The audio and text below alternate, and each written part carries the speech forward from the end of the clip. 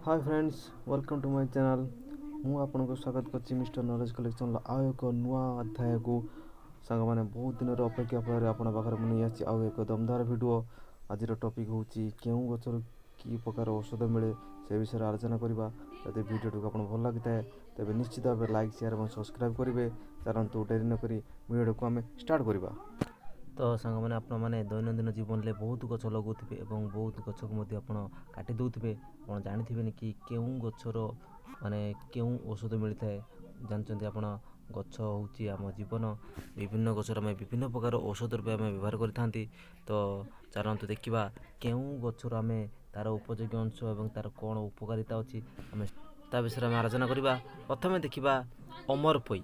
अमरपईर तार उपयोगी अंश हूँ पत्र। यार उपकारिता हूँ पतला झाड़ापाई। जदि आपको पतला झाड़ा होता है तेज निश्चित भाव या व्यवहार करेंगे। तापर देखा अरख गच। अरख गचर तार हूँ क्षीर। जदि आपण मानक यह घा भल करें परिस्रा पड़ा बंद करें। जदि आपको परिस्रा अधिक जोर पड़ा जड़ा होची यार क्षीर को आप व्यवहार करूँ और यह परिस्रा पड़ा बंद करें। गुड़मारी यार उपयोगी अंश हूँ पत्र।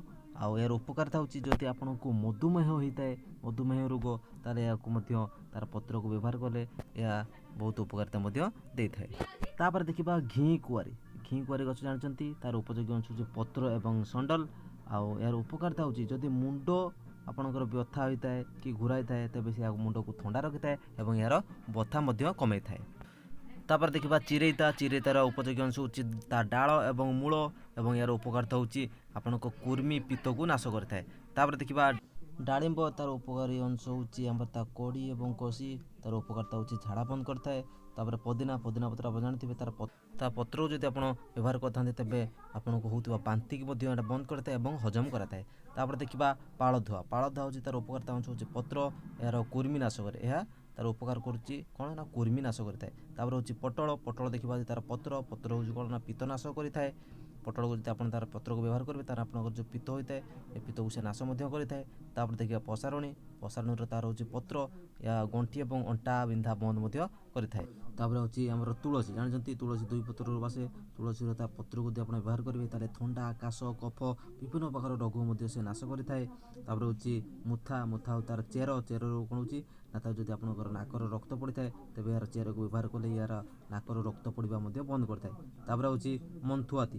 मंथुआती तार चेर। चेर को जब आप कामल रोग होता है आपको तेज कामल रोग को यह निवारण करता है। जब यार चेर को व्यवहार करेंगे तेज आपको होता कामल रोग आप मुक्ति पाइपर बुझिपारे। तापर नेक्स्ट देखा दुब। दुबर उपकारिता अंश हूँ तार पत्र। जदि आपंकर नाकर रक्त पड़ता है तेज यार पत्र को व्यवहार कले नाकर रक्त पड़ा बंद होता है। तापर आसा बेल।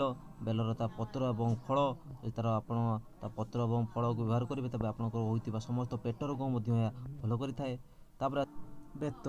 बेत को जब तार कंदा को आप व्यवहार करेंगे तेज आपंकर दुग्ध दूर करें।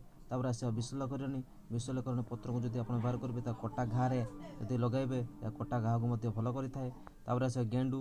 गेंडू पत्र व्यवहार कले आप कटा घारे लगेले या आपको मुक्ति दे थाए। तापर आस बासंग। बासंग पत्र व्यवहार कले आपको काश भल करें।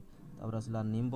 निम्ब ता पत्र और छेलू को आप व्यवहार करेंगे तार चर्म रोग आपको जिते प्रकार चर्म रोग होती से मध्य आपको भल होता उपकारिता मिलता है। तापर आस सपुरी। सपुरी पत्र को व्यवहार कले आपको समस्त कुर्मी जी होती आपको कुर्मी नाश करें। तापर अच्छी सफेदा। सफेदा को जब आप कषि फल को आप खाइबे तो जब आपको तरल झाड़ा हो तेज तार कषि फल को आप खाइबे सफेदार आप तरल झाड़ू मुक्ति पाइबे। तापर आसला सजना। सजना पत्र को जब आप व्यवहार करेंगे तेज जी छाँ बाड़ुआ तार बाड़ बाहर कले रक्तचाप कमाए आउ लोह सार आपको जगाए थाए। तापर आउची सिंगड़ाहार पत्र।